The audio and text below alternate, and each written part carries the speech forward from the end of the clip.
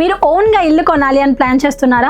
అయితే ఈ వీడియోని స్కిప్ చేయకండి, లేకపోతే అవసరం కన్నా చాలా ఎక్కువ డబ్బు కట్టాల్సి వస్తుంది.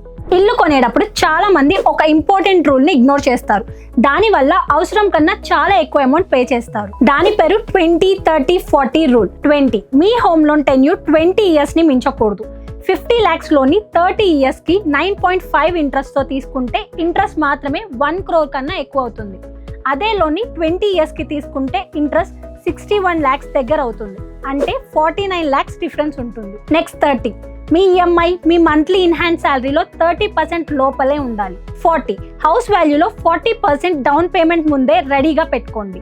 ఇలా చేస్తే లోన్ అమౌంట్ తక్కువగా ఉంటుంది, ఇంట్రెస్ట్ బర్డెన్ తగ్గుతుంది, ఫినాన్షియల్ స్ట్రెస్ కూడా కంట్రోల్లో ఉంటుంది. మరి మీరు మీ డ్రీమ్ హౌస్ని ఎలా కొనాలని ప్లాన్ చేస్తున్నారు? కామెంట్స్లో చెప్పండి.